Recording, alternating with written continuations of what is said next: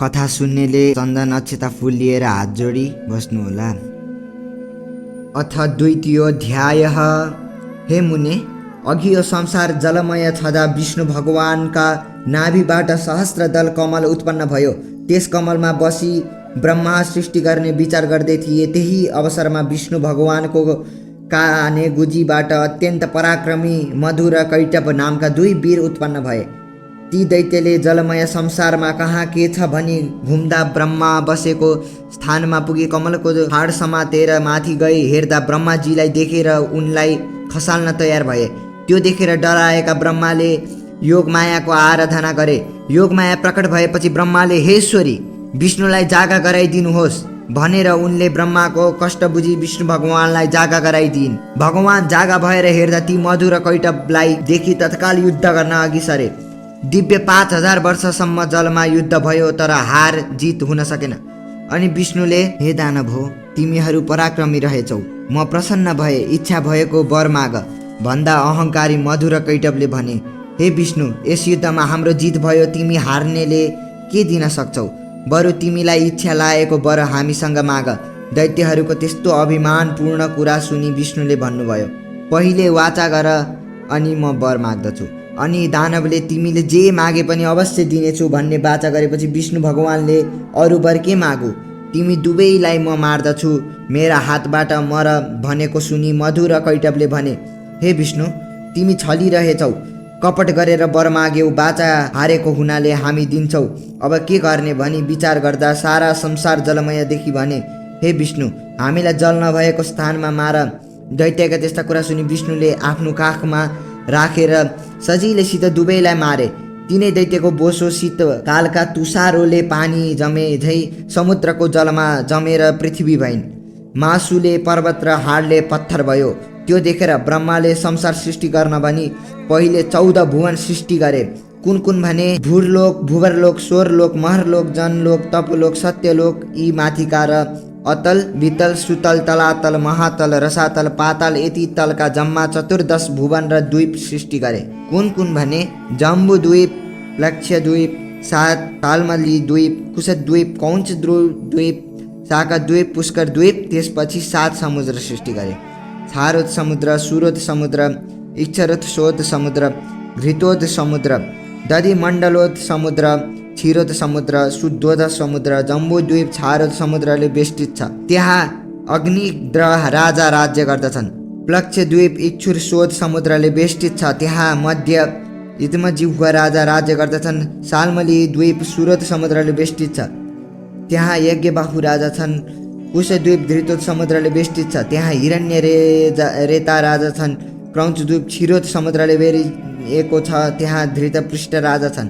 शाकद्वीप दधिमण्डोद समुद्रले बेरिएको छ, त्यहाँ मेधातिथि राजा राज्य गर्दछन्। पुष्करद्वीप शुद्धोद समुद्रले बेष्टित छ, त्यहाँ वितिहोत्र राजा राज्य गर्दछन्। जम्बूद्वीपको विस्तार 4 लाख कोश छ, यसको आकार कमल गट्टा जस्तै छ। यसमा 9,9 हजार योजनका 9 खण्ड छन्। यस प्रकार सृष्टि गरिसकेपछि अष्टपर्वत सृष्टि गरे। कुन कुन भने सुमेरु पर्वत, गन्धमादन पर्वत, कैलाश पर्वत, हिमालय पर्वत, त्रिकुट पर्वत, चित्रकूट पर्वत, चन्द्रान्तक पर्वत, चन्द्रकूट पर्वत। त्यसपछि प्राणी सृष्टि गरौँ भनेर महादेवको तपस्या गरे। दिव्य 12,000 वर्ष कठोर तपस्या गरेपछि महादेव प्रकट भएर, ब्रह्मन, तिम्रो तपस्याले म प्रसन्न भए, वर माग भन्ने आज्ञा भएको सुनि ब्रह्माले अनेक उपचारले शिवको पूजा गरी स्तुति गर्न थाले। हे ईश्वर, आफैले अनेक ब्रह्माण्डको रचना गरी आफ्नै मायामा भुलिरहेका यस्ता हजुरलाई कोटि कोटि नमस्कार। एक मूर्तिबाट 3 मूर्ति ब्रह्मा विष्णु शिव भइरहेका यस्ता हजुरलाई कोटि कोटि नमस्कार। हे ईश्वर, हजुरको महिमा वर्णन गर्न शेष र शारदाले पनि नसकेको म कसरी समर्थ हुनेछु? हजुरको कृपाले द्वीप समुद्र पर्वत सृष्टि गरे, अब प्राणी सृष्टि गर्न सकु, यही वर दिनुहोस् भनी बिन्ती गरे। ब्रह्माजीको प्रार्थना र आग्रह बुझी महादेवले आज्ञा भयो, हे ब्रह्मण, तिमी प्राणी सृष्टि गर्न सके भनी वरदान दिनुहोस्। अनि ब्रह्माले महादेवलाई दण्डवत गरी प्राणी सृष्टि गर्न सुमेरु पर्वतमा गए। पहिले शिवलोक, विष्णुलोक, ब्रह्मलोक, उमलोक, स्कन्दलोक र अरू अनेक लोक सृष्टि गरे। 3मा सबभन्दा माथि सत्यलोक सृष्टि गरे अनि सुमेरु पर्वतको पूर्व दिशामा अमरावती, आग्नेय कोणमा शुद्धावती, दक्षिण दिशामा यमपुरी, नैऋत्य कोणमा कृष्णावती, पश्चिम दिशामा श्रद्धावती, ईशान कोणमा यशोवती नामका पुरीहरू रचना गरे। त्यसपछि स्थावर जङ्गम सृष्टि गरे अनि प्राणी सृष्टि गर्ने इच्छा भयो र मनले चिताउन साथ कश्यप प्रवृत्ति 100 ऋषि सृष्टि भए। त्यति सुनेर अगस्त्य मुनिले सोधे, हे कुमारजी, हजुरको वचन रूपी अमृत मेरो कान रूपी जिब्रोले बराबर पिउन माग्दैछ। अब देव, दानव, पशु, पक्षी, मनुष्य कसरी सृष्टि भए त्यो सुन्ने इच्छा छ। मुनिको इच्छा जानेर कुमारजी आज्ञा गर्नुहुन्छ। हे मुनि, कश्यप ऋषिका अदिति, दिति, दनु, कारा, घोरा, सिमिका, क्रोधा, प्रादा, बलिष्ठा, विनता, कपिला, कद्रु र मनु यस्ता स्त्रीहरू थिए। अतः दितिका गर्भबाट हिरण्यकशिपु आदि दैत्य जन्मे। अदितिका गर्भबाट चन्द्र, सूर्य आदि 33 कोटी देवताहरू जन्मे। दनुका गर्भबाट दानवहरू जन्मे। कारा घोराका गर्भबाट गन्धर्वहरू जन्मे। सिंहिकाको गर्भबाट राहु जन्मियो। प्राधाका गर्भबाट उर्वशी आदि अप्सराहरू जन्मे। क्रोधका गर्भबाट क्रोध जन्मियो। मनुका गर्भबाट ब्राह्मण, क्षत्रिय, वैश्य, शूद्र यी 4 थरी मनुष्य जन्मे।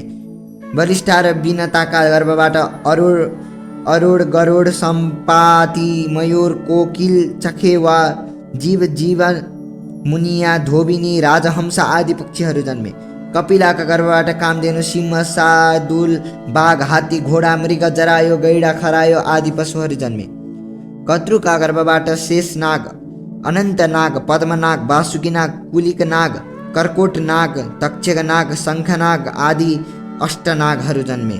यसरी देवता, ऋषि, यक्ष, गन्धर्व, किन्नर, अप्सरा, नाग, मनुष्य, पशु, पक्षीहरू सृष्टि भएको देखि ब्रह्माले तिनीहरूलाई खाने आहार, धान, जौ, तिल आदि अनेक तरहका अन्न र फल मूल सृष्टि गरे। हे मुनि, यो मैले अत्यन्त संक्षेपमा भने, अरू पुराणहरूबाट विस्तारले बुझ्नेछौ।